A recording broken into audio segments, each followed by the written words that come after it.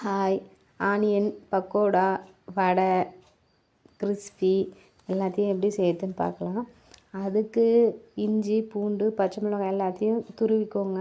ஆனியனும் இது மாதிரி நீல வாக்கில் உதிரியாக கட் பண்ண ஆனியனில் இஞ்சி, பூண்டு, பச்சை மிளகாய், உப்பு, மிளகாய்த்தூள், மஞ்சள் தூள், பெருங்காயத்தூள் எல்லாத்தையும் போட்டு லைட்டாக அப்படியே உதிரியாக கிளறி விட்டுக்கோங்க.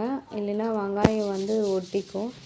கடலை மாவு கொஞ்சமாக போட்டிருக்கேன். இப்போது சோள மாவு, அரிசி மாவு ரெண்டும் கலந்து கொஞ்சம் போட்டு நல்லா கிளறி விட்டுருக்கேன். தண்ணி எதுவும் சேர்க்கலை.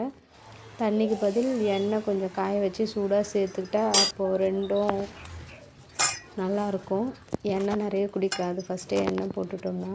இப்போ பார்த்தா வெங்காயம் ஃபீல் தான் அதிகமாக இருக்குது. இது ஒரு பேட்ச் போட்டேன். ரெண்டாவது பேட்ச்சு கடலை மாவு கொஞ்சம் அதிகமாக போட்டு பக்கோடா மாதிரி பண்ணேன். அப்புறம் அதையே கொஞ்சம் வடை மாதிரி தட்டி போட்டு 3 பேட்ச் பண்ணேன். பாருங்கள், இது வெங்காயம் வெறும் வெங்காயம் மட்டும் போட்டது. இது பக்கோடா ஃபீல் கடலை மாவு அதிகம் போட்டது. இது வடையாக பண்ணிட்டேன். உங்களுக்கு இந்த 3 டைப்பில் எது பிடிச்சிருக்கோ அது மாதிரி பண்ணலாம். எனக்கு ப்ளெயினாக ஆனியனில் லைட்டாக போட்டது தான் ரொம்ப பிடிச்சிருந்தது. வடையுமே நல்லா இருந்ததுங்க. சிம்பிளாக சட்டுன்னு செஞ்சிடலாம்.